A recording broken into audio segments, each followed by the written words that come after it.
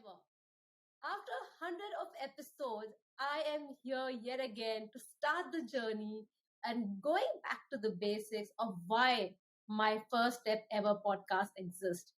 The only reason is to bring to you the stories and all the behind the scenes of how someone is able to make their journey their own, be successful in their own terms, and here they are to share that what have they done, right or wrong, that they can help us understand so that you have that conviction on your own journey and you can take the first step towards your dream goal, whatever you call it. So let me welcome Gina Balarin all the way from Brisbane, Australia. Hi, Gina. Welcome on my first step ever. Hi, Ishani. It is such a pleasure to be here with you and to hopefully inspire your audience a little bit. Let's see if we can do that. Wow, that was an amazing voice. And before I move on, I like to say that Gina's positivity, smile, and energy has filled my virtual studio right now. So even I'm excited. Before we move in, let me tell my audience a little bit about Gina. So Gina is just an inspirational TEDx and keynote speaker. Yes, she is a master communicator. And the reason that we have her here is not just to let us know a bit about her journey as a communication expert, but more so how she made it to where she has reached today. She's also a storyteller, a B2B marketing leader. She's a non-executive director who sits on the boards of Chartered Institute of Marketing and ProjectDisplaced. Now, that is a lot I think you have achieved, Gina. Let me try and do justice to unpack each one of that today, if possible. But going forward, she's the author of Secret Army: Leadership, Marketing, and the Power of People. Now, my friends, whoever that's over there, that's amazing. So whoever is listening to us today, my friends, I think one of the basics and the major interesting thing about, being successful in life is to understand people and how to communicate with them. I'm so happy that we have Gina because we can learn something from her today for sure. She's one of those rare communicators who can absorb huge amounts of information, to distill it into meaningful communication that makes positive change happen. So we are going to learn all that today. But before all that, I want to ask Gina, how did you come into this industry? What excites you to be in this industry? Marketing is one of those special places where you get to learn so much every single day, and it almost never ends. There are new tactics that come around all the time. There are new audiences that you can talk to. And just when you think you're an expert, something changes and you have to become an expert all over again. I actually came to marketing without realizing that I was becoming a marketer. It's a good story, and if you want to check it out, you might want to listen to my TEDx talk, which is called Confessions of a Liar: Marketing in the Era of Authenticity. And in it, you'll discover why marketing and advertising are not the same thing. And why I didn't want to be an advertiser because I didn't want to be a liar, but how marketing actually managed to suck me in, and I have a love affair with it to this day. Wow, that was a powerful start, I would say. So we are very clear what is the difference between marketing and advertising. It's really nice to know, Gina. Before I move in and ask a little bit more about where you began, I want to know one very interesting fact about you. I own a tractor and an excavator. Wow. Yeah. That's a very interesting combination. So if you're not seeing me, in front of a computer or typing away or translating information that people like to use in gobbledygook terms into English and plain speech, you will find me on a farm, literally digging out the ground, moving earth. We haven't got a house there yet, but at the moment we are building everything up from scratch. And so, yes, I do, in fact, use the tractor. My husband uses the excavator, but I use the tractor. This is very interesting. I mean, I am not an expert, or I don't have much knowledge about excavation, farming, or anything, but I can definitely say that you're in for some real challenging work out there, and I can see that you're doing it with all that passion. One interesting takeaway from here to the audience is that you see that you can be successful in one side of a career and industry, and you can also inculcate and nurture passion in a very different industry, because it is your personality, your skill sets, your mindset that take you places in any field you are. So thanks, Gina. Thanks for telling us about your secret or very unknown fact now, which would be known. I love the way you put that. And it's such an important factor for anyone listening to realize that just because you're good at one thing, that doesn't mean you can't be good at a lot of things. But the key there is transferable skills. If you know how to learn, you can learn one thing or you can learn 100. If you know how to be excited about something, you can translate that ability to be excited into totally different ways of seeing the world. I love it, Ishani, and I think it works so brilliantly in all different facets of life. This is exciting. I already love how the conversation has started and shaped. But now there's a plot twist. We are going to trace few steps back, and this is my favorite part, where we are going to take everyone back to Gina's childhood or maybe her teenage times, because I want to know, Gina, what was it like growing up for you? So I grew up in South Africa in the it was the apartheid era at the time. So it was an interesting time because people were living separately, and we had this perception that it wasn't okay to cross cultural barriers. But my best friend was Black. Now, this may not seem like anything unusual in today's day and world, but in the time, it was extraordinary. And I think that ability to understand that the status quo was not normal and it was not acceptable is something that's driven me throughout the whole of my career. And that wouldn't have happened if my parents hadn't been the kind of people to say these rules are stupid and they don't make sense and they aren't relevant to who we are and who we want to be as human beings. That wouldn't have driven me on the path that I've taken. But also my parents were entrepreneurs.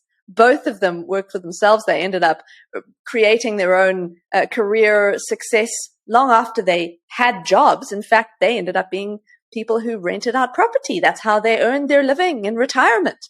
That wasn't what they did when they started out, but it was that entrepreneurial mindset, that ability to have a dream, turn that dream into reality, that I think also laid some really good foundations and building up that process. My mum was a communicator, so of course that filtered down into my choice of career. My dad was a photographer, so I have that career inspiration.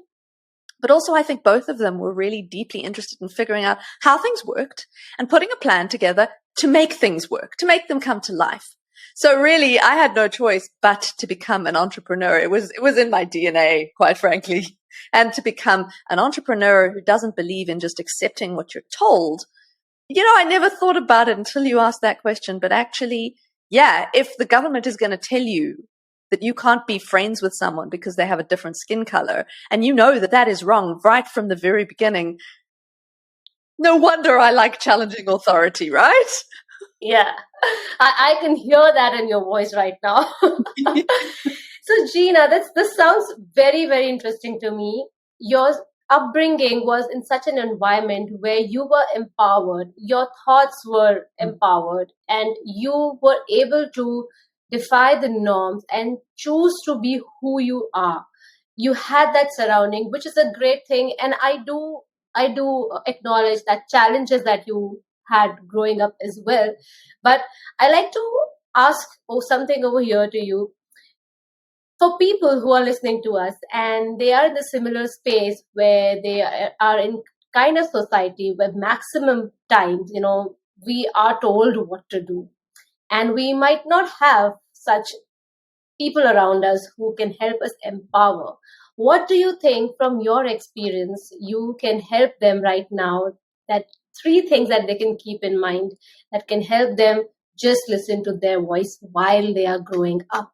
I think the first thing is to find people who inspire you.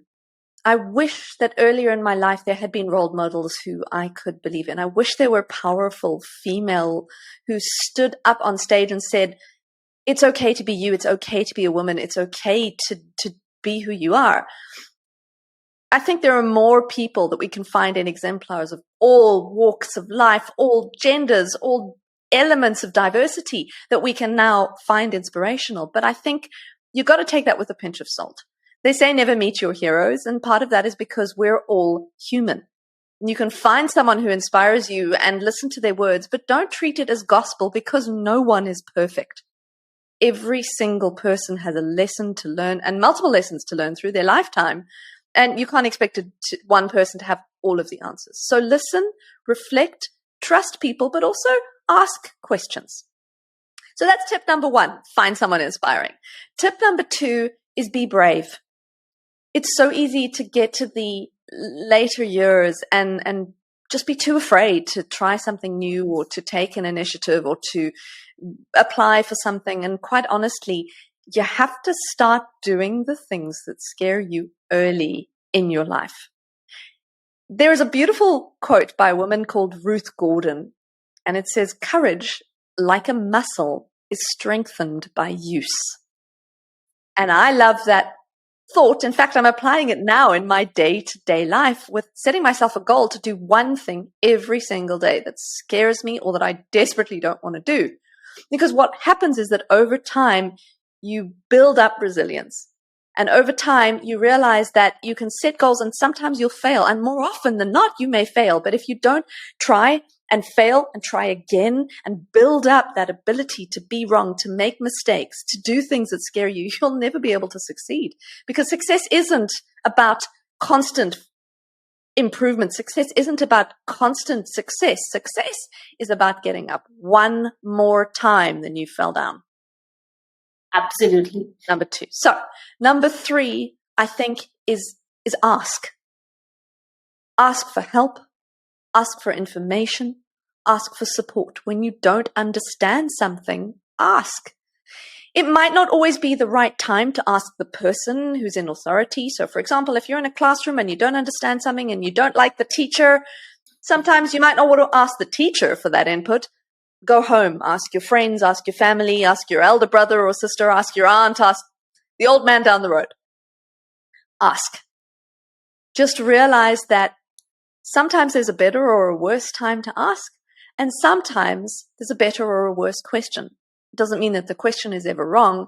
It just means that there is a time and a place. And just because you asked the question and someone didn't give you the answer you expected, that doesn't mean you should stop asking that question. It just means you should find a different way of asking it, or maybe ask it of a different person. And if I can, right now over here, what I want to ask Gina, the next question that I want to ask you, that it's very interesting, all these 3 tips that you have given us. And I know these tips, they just don't come out of any book that you read or anyone who's, kind of handed over this information to you. Only once you have gone through that phase, that struggle and that experience, that you actually imbibe those learnings, and then you're able to impart them, which you are rightly able to do that right now for our audiences.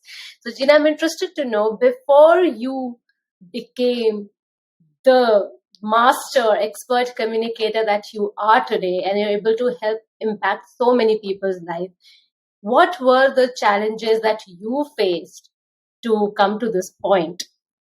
Well, I think you're absolutely right. The reason I answered the questions in those ways is because those were challenges.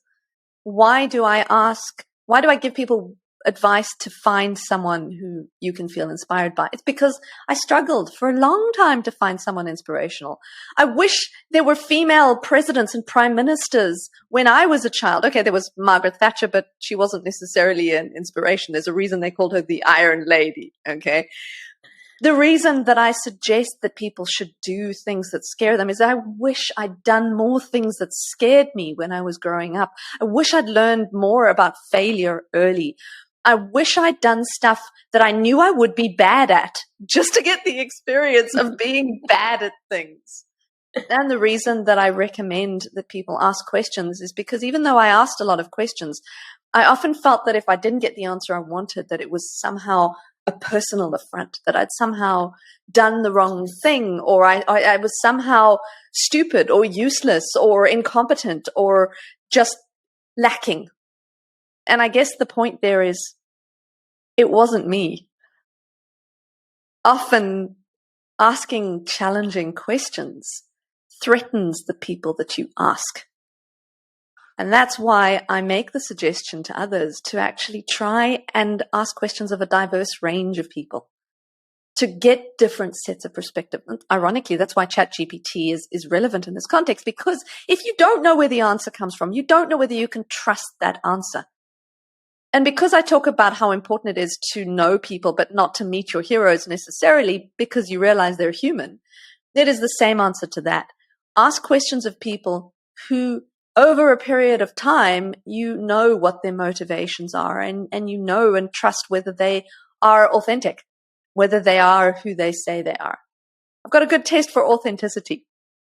If you are familiar with the concept of a piñata cake, right? When you cut the piñata cake down the middle, what falls out is usually some kind of sweet or some kind of jelly or some kind of surprise. If you think of humans like a piñata cake, what would happen if you cut someone down the middle? What would fall out? And in my case, it would be 100% Gina. But it wasn't always that way. When I lived in England, I felt like I had to squash myself into a little box because that was the only way I felt like it was culturally acceptable to be myself. At that time, if you cut me down the middle, I would have been a very different person to the person you saw in the outside world because I had to squash myself into a box. Let me ask you and your audience, if they cut themselves down the middle, will they be outside the same way as they are on the inside? If not, then find yourself a context in which you can be completely, unadulteratedly yourself. Because that is the only way to find out the parts of yourself that you don't like and how you can improve on those as well. But it has to be a safe space. If we all want to do better and be better and live better lives, we also have to be unafraid of looking inside and going, I'm not sure I like that. How can I fix it?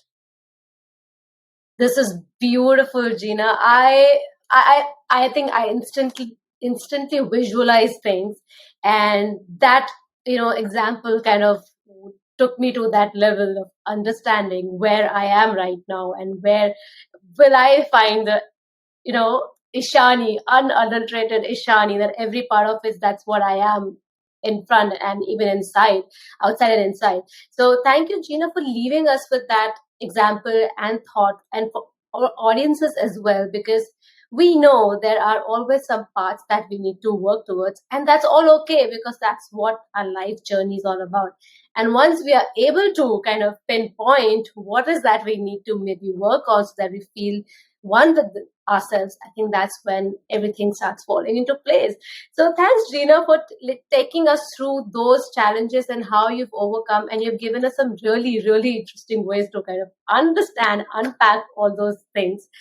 Moving on from here, I really want to understand, now that you're in this industry of communication and you have impact so many people's life over here at greater level, and businesses as well, executives as well, how would you like our audiences to find their voice and communicate effectively? I think the most important thing is for people to understand what their values are. What drives you? What makes you come alive? What do you think is really important? There is an assessment that I did a few years ago with an organization called the Why Institute. Okay. And what happens, that's WHY, not the letter Y. And they have 9 different categories that people can fall into. And I tried it out and discovered that my why was to make sense of the world. And that's a great gift. It means that I can see a whole bunch of information and look at one part and another part and it all makes sense. The problem is that if things don't make sense, I get incredibly frustrated and I can't move forward if things don't make sense. It was my blessing and my curse.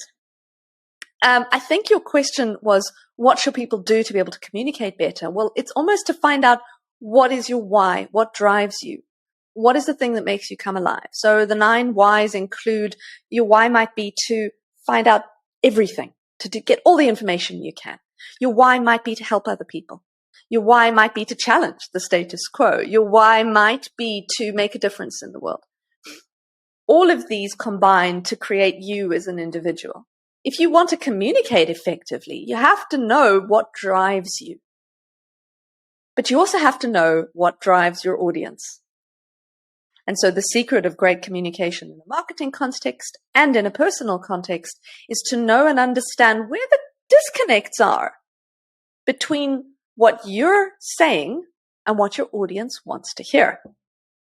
So let's give you an example. I might be driven to make sense of the world, but someone else might really want to understand every single nuance. You can get the sense that we might be in conflict with each other, right? If I can understand what else drives them, let's say we both want to make a difference in the world. All of a sudden, it means that we can communicate in a different way. They can ask as many questions as they want, and I understand that they need to ask those questions because they have to understand everything. Because I know that in order for us both to be able to make a difference, they have to approach things from a different perspective.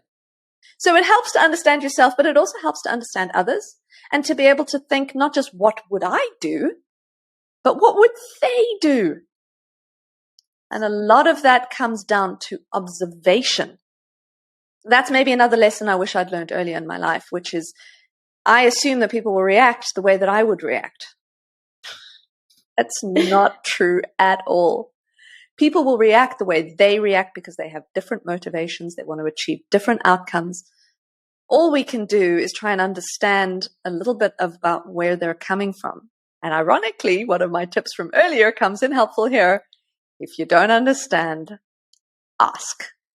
I see it's like a full circle. We are coming full circle. And it also makes us understand that how important and how easy, probably, if one is really willing to try, is to understand the technique of effective communication. Now, I think Gina has mentioned and very beautifully put it that you really first need to understand what's your why. The second is that whom you're communicating, what are they trying to get out of this entire conversation, or what is their goal over here? What's their intention? Because once you're having a communication, both the ends need to be satisfied with the conversation. So thank you so much, Gina. Understanding you, your interesting background, where you're coming from, your learnings, your struggle, and giving our audience an amazing example of how to understand that who they are, because that will dictate how would they communicate and find their voice. So that's very interesting. And before we let you go, Gina, I want to ask one interesting question, which has two parts to it. First, what has been the highlight of your career so far? And the second, if you would like to answer that first, which is what has been one of the most challenging times of your life so far? You know, it's interesting that you asked that because actually both of them overlap. I told you earlier that the thing I wish I'd done earlier is do more of the things that I'm afraid of. And ironically, the highlight of my career in the person that I became, the person I was always afraid to become, was also at the same time as I was doing the thing that I was most terrified of. And that was stepping into a leadership role. And the irony was that I have always been the kind of person who people will look to for an answer, and I'll always have an answer because I think quite quickly and I'm not afraid of being bossy. But I'd stepped away from a leadership role because I thought that it was more important for other people to lead, not realizing that if you're a natural leader, the best gift you can give is actually to take that leadership role. It means you taking the responsibility. But bloody hell, it's hard. When you're stepping into a position where everyone expects you to have the answers, all of a sudden you have to have the answers, whether you know the answers or not.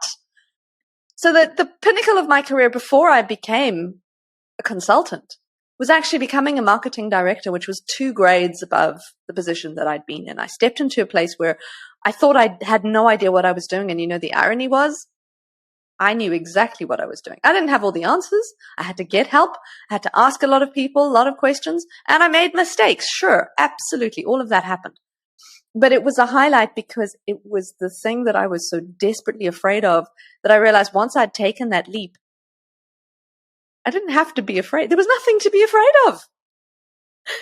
I really feel it takes a lot of courage, Gina, to share our innermost challenges. And now that you've done that, I mean, it's really wonderful that you're able to do that, because that makes us realize a lot of things, that it's okay to, talk to ourselves and let us know what our challenging times are, to face it, accept it. And what I think, something that very interesting that you've mentioned, that most of the times you know what it requires to be there. It's just your inner voice, kind of pulling you down. You know the tools, you know the pathway, you know how to navigate through that. You might not know the answer, but you know what to do to get there eventually. So it's so good that you are able to break that thing down for us and share it with us today. So thank you so much, Gina. And ask our before we wrap up the episode, I always request my guest speakers to leave our listeners with a quote or a saying that really resonates with them. So there are a couple of things. The first one is, can I quote from my own book, or do you want me to quote from someone else? The floor is all yours. We would love to hear. So there are two quotes I'm going to leave with you. And the first one is about the continuous present. Now, this is a grammar thing, so if you're not familiar with it, let me understand. That word ing, so being, doing, that's the continuous present tense. So the problem is that a lot of people end up doing stuff but never finishing stuff. It's like waiting for a bus and the bus never arrives. You're just going to sit at that bus stop waiting and waiting and waiting. And you know why? Because you're at the wrong bus stop. If you never give yourself permission to go to that right bus stop, by which I mean give yourself the opportunity to be in a place where you can shine, you'll never move forward. So here's the quote from The Secret Army, Leadership, Marketing, and the Power of People. Give yourself permission to do something you're afraid of. Don't wait until it's perfect. Just get it done and then put it out there in whatever format it takes. Maybe no one will appreciate it, but at least it will be done. And then you can stop seeing yourself in the continuous present. In other words, you can stop seeing yourself as writing or dancing.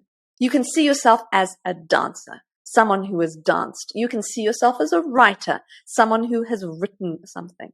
Take that thing that you're scared of, stop working on it, and just get it done. And the last quote I'm going to leave you with is from our old friend, Dr. Seuss. Lovely. And it's as simple as this. You have brains in your head. You have feet in your shoes. You can steer yourself any direction you choose. This is lovely. Thank you, Gina. Thank you so much for leaving us with these two amazing quotes. The first one was very, very profound. I think one needs to kind of really listen to you very carefully and understand that what you're trying to say over there. And the second one was very fun, and it had a very deep message, and even on a lighter note. It's your life. Do and play it your way. So thank you so much, Gina, for everyone who's listening to us today. I know that you have found Gina really, really interesting, and you would like to learn a bit more about her, which you can. I will leave with a link about her. You can contact her through LinkedIn, and you can follow her journey over there.